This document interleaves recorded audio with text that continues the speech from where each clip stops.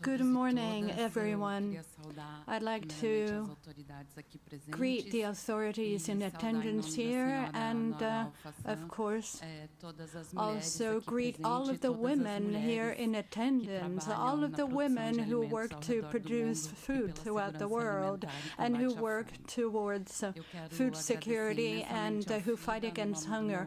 I'd like to immensely thank IFAD and my friend Alvaro for inviting me and the governors here for the support to the Global Alliance Against Hunger and Poverty and for having placed it at the center of the agenda of your meeting today at the Governing Council.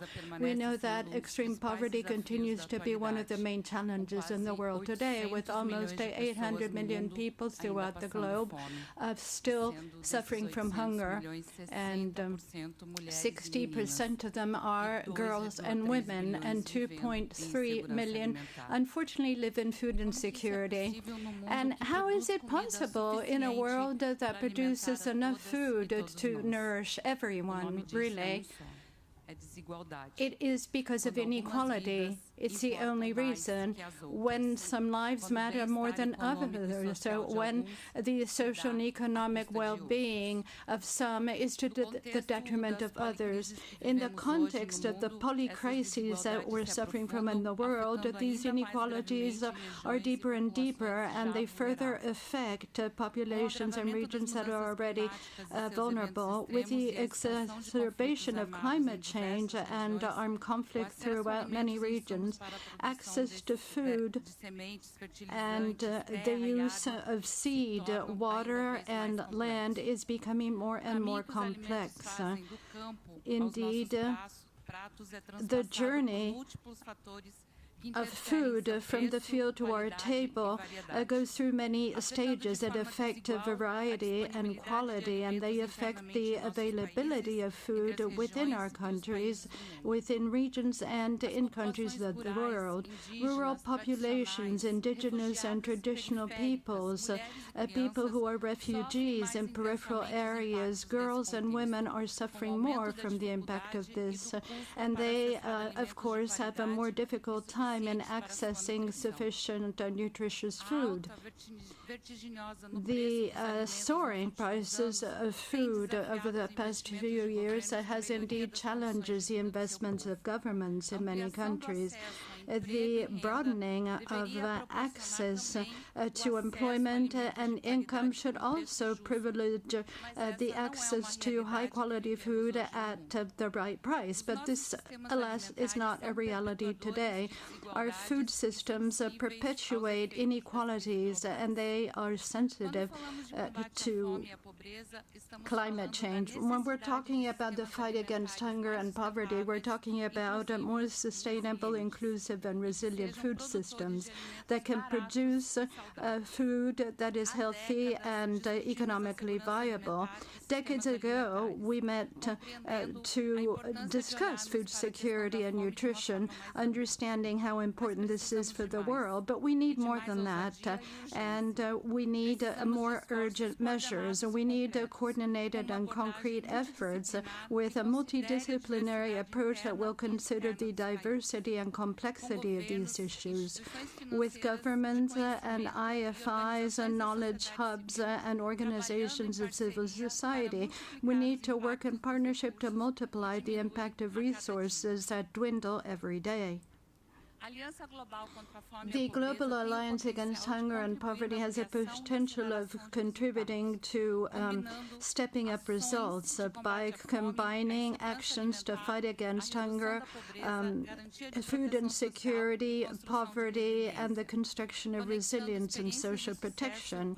We can indeed put together knowledge, policies, and funding in order to implement policies that can truly change reality. This is the time to transform food systems by investing in lasting solutions that will not simply fulfill the right to food, but that will also manage an inclusive involvement of people with the sustainable use of land and natural resources, respecting the diversity of food. In Brazil, under the guidance of President Lula, we have been intensely working in social and production systems that not only strengthen nutrition and food security, but also try to tackle multidimensional poverty and promote the inclusion, both economic and social inclusion of our people. Measures like food stocks and the discouraging of ultra-processed foods and children's canteens, school feeding, and the strengthening of traditional and indigenous people's food guarantee measures that respect diversity, the diversity which is part of Brazil.